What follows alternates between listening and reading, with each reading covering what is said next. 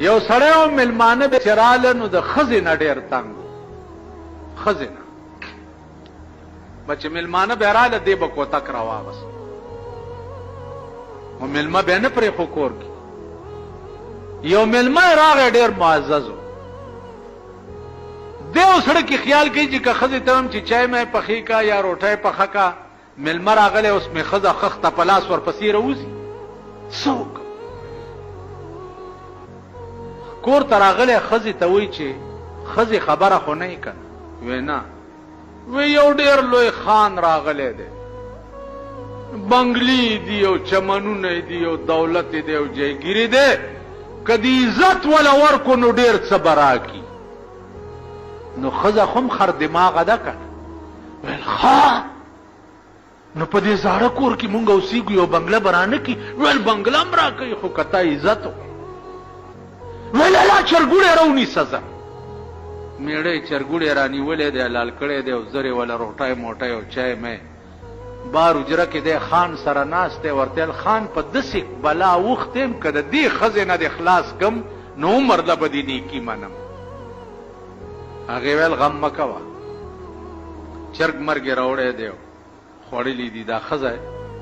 دې خان وویلې دې سړي ته چې دا په څنګه کور کې مړه اوسېږي زما یار یې او په جمګړه کې اوسېږي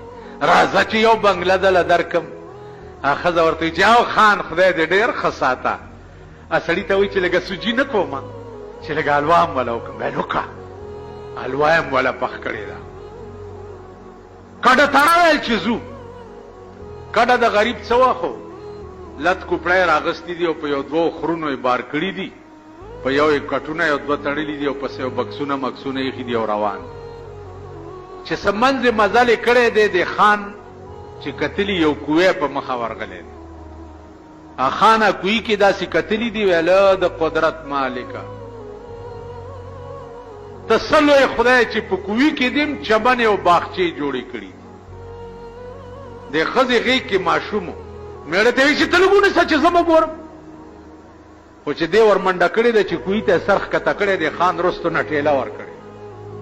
چې غړم شوی ښځه لاړه کوی ته لاندې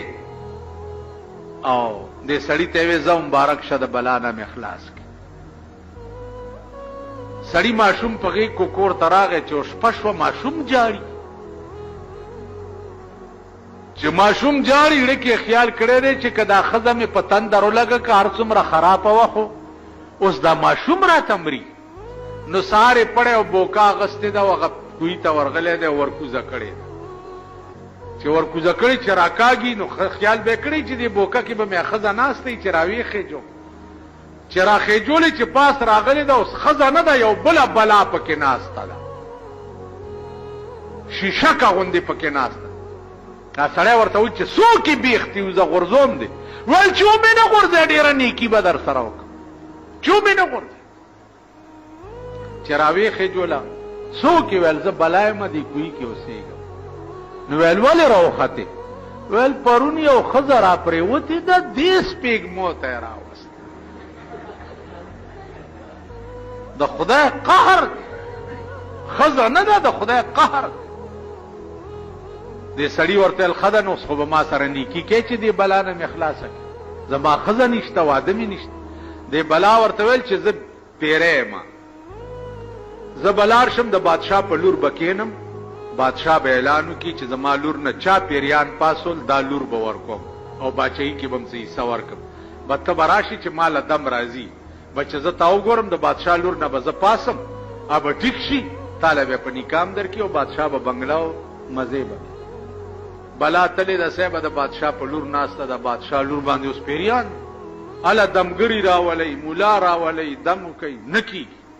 چې نه کېږي دی ورغلی چې صاحب ما سره د پیریانو اجازه ده بس دمولو سره به دا جوړی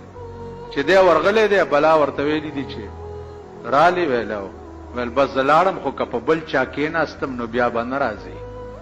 هسې جنګ چې ځان نه د دوو دروازو نجومي جوړ کې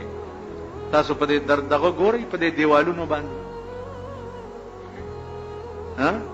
دا د نجومیانو ایډورټایزمنټ چې کېږي ګورئ په اسلام کې دا شته پیغمبر ویلی دی من اتا کاهنا فصدقه بما یقول فقد کفر بما انزل علی محمد صلی الله سوک چې پالګر تراغه او لاس ورته او خودو په دې یقین او کو نو پټی کی کافر.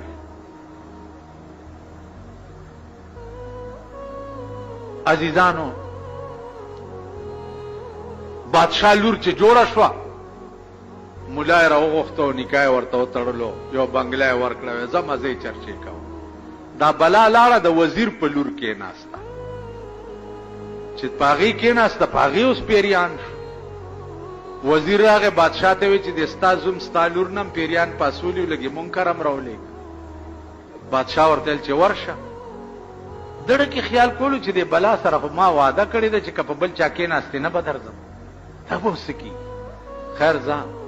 چې ورغله ده بلا ورته چې ما چې تاسو ویلی چې په بل چا کې نم نه برازي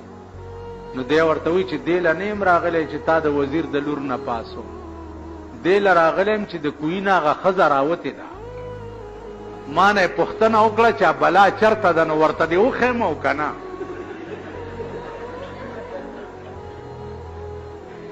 بلا ورته وی چې دا د وزیر لورم ستا شو خو چې خزه ته مې ونه خې هغه د کوی په بلا وړېدلې کنه ماما